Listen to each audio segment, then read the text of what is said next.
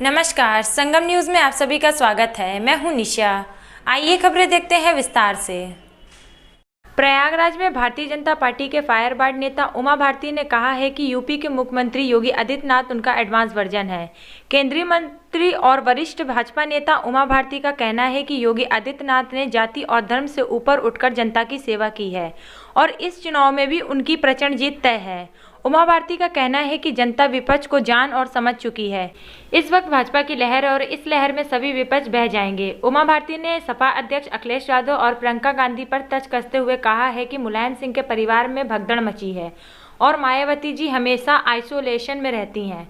उमा भारती ने नेहरू परिवार के संघर्षों की तारीफ करते हुए कहा है कि वो उनका संघर्ष था, पर अब माहौल बदल गया है, इसलिए कोई नहीं टिक सकता। उत्तर प्रदेश में पहली बार एक ऐसा मौका मिला है लोगों को, जो परिवार जाति से परे होकर के एक व्यक्ति यहाँ पर मुख्यमंत्री बना और वो रात दिन एक ही काम किया कि वो प्रदेश के बारे में सोचा। इसका अभ्यास ही नहीं था उत्तर प्रदेश के लोगों को। उनको परिवार का झुंड देखने की आदत थी साथ में, और जिस प्रकार से पूरी निर्लिप्तता के साथ लेकिन पब्लिक के हित के लिए पूरी संलग्नता के साथ योगी आदित्यनाथ ने काम किया है। योगी मेरे छोटे भाई जैसे हैं, मतलब मेरे लिए योगी मेरा ही बेहतर वर्जन है, मेरा बेटर वर्जन है, और इसलिए योगी जी ने वास्तव में अपने आप को साबित कर दिया। तो इसलिए ये तो सब बहुत पीछे छूट गए। ये जो परिवार का कुनबा की जो भगदड़ सी मची हुई है, ये मुलायम सिंह जी का जो परिवार है, उनका बेटा है, बहू है, नाती पोते हैं, जिनकी गिनती ही नहीं है। उधर बहन जी हैं जो हमेशा आइसोलेशन में रहीं, सब इनके ज़माने ख़त्म हो गए। प्रियंका जी बड़ा सक्रिय और वो सबके ज़माने समाप्त हो गए। चुनाव के समय पे एक्टिव हो जाने से कुछ नहीं होता बाबा। आपको 5-7 साल तप करना पड़ता है, जनता के बीच में खड़े होकर पसीना खाओ, धूरा खाओ, लट्ठ खाओ, डंडे खाओ, और जेल में जाओ, तब जा कर के बात बनती है। जो नेहरू गांधी खानदान था, उनका एक इतिहास था संघर्ष का। उनकी दादी वगैरह यहाँ खुद यहीं नैनी जेल में रही हैं, कमला स्वरूप रानी जी। मैंने सुना है जिस जेल में मुझे रखा गया था अयोध्या के बाद, मुझे बताया गया कि नेहरू खानदान की महिलाएं इसी में थी। तो वो संघर्ष था, उनकी तपस्या थी। अब हो गया संघर्ष और तपस्या का इतिहास समाप्त हो गया। मतलब राहुल और प्रियंका ये सब का सफाया हो जाएगा।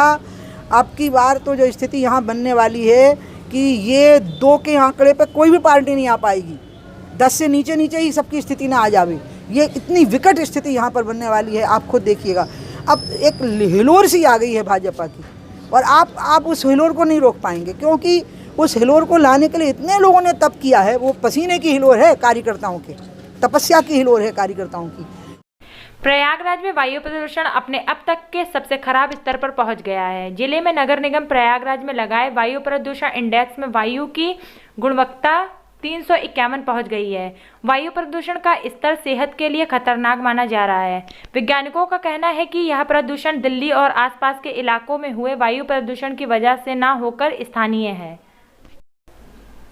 बनारस में घाटों की मेहमान नवाजी करने साइबेरियन पंछियों के जमात से खूबसूरत हुआ काशी के 84 गंगा घाट। इनके आने से नाविकों के चेहरे भी खिल उठे हैं।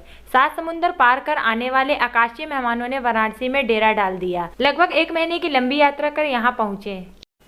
साइबेरियन पंछियों के चलते गंगा घाटों का नज़ारा बदल गया है। एक ओर जहां खुशनुमा मौसम के कारण गंगा के सैर करने वाले सैलानियों में खुशी का माहौल है, वहीं विदेशी मेहमानों की मौजूदगी घाटों को सौंदर्य और खूबसूरत बना रहे हैं। इन्हें देखने के लिए सैलानी भी काशी के घाटों पर आना प्रारंभ हो गए हैं। आपको बता दें कि कोरोना काल के दौरान नाविकों की आर्थिक स्थिति पर जमकर चोट लगी थी, क्योंकि जहां लॉकडाउन के दौरान उनकी नौका संचालन पूर्ण तरीके से बंद कर दिया गया था, वहीं अनलॉक होने के बाद भी सैलानी न आने के चलते 2 वक्त की रोटी कमा लेना भी मुश्किल पड़ रहा था। वहीं साइबेरियन पंछी के आने से सैलानी घाटों पर बढ़ने लगे, जिसे देखकर नाविकों के चेहरे भी खिल उठे।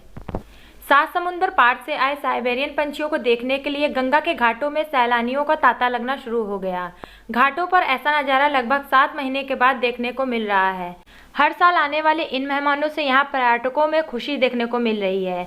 वहीं विदेशी सैलानियों और फोटोग्राफी के शौकीन लोगों के लिए इन पंछियों की मौजूदगी खास बन गई है। सर्दियों के मौसम में वाराणसी में इन पंछियों की कई प्रजातियां देखने को मिल जाती है। इस दौरान करीब 3 महीने तक साइबेरियन पंछी यहाँ प्रवास करते हैं और गर्मी की शुरुआत के वक्त वापस एक लंबी उड़ान के बाद अपने देश लौटते हैं। ये साइबेरियन पक्षी हैं जो कि जाड़ों में इधर चले आते हैं। ये नवंबर से लेकर फरवरी तक यहाँ रहते हैं और हमारे इस गंगा की शोभा भी ये बढ़ा देते हैं। जो है, और बहुत ही सुंदर लगता है। इन पक्षियों को जब हम लोग दाना डालते हैं तो जैसे लगता है ये हाथ से ही ले लेंगे, वो चीज़ें बहुत ही अच्छी लगती हैं और ये मतलब खूबसूरती को यहाँ बढ़ा देते हैं। यहाँ जाड़ों के दिनों में ये रहते हैं और बहुत ही अच्छा लगता है। अभी खबरों में बस इतना ही। आप संगम न्यूज़ को लाइक कीजिए, सब्सक्राइब कीजिए और शेयर कीजिए और आप देखते रहिए संगम न्यूज़। नमस्कार।